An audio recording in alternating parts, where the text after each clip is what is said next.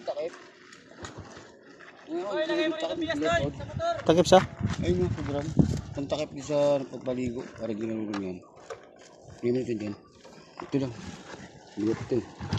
Huwag mo ilagay, mapupigkas yun. Sa gilid na lang.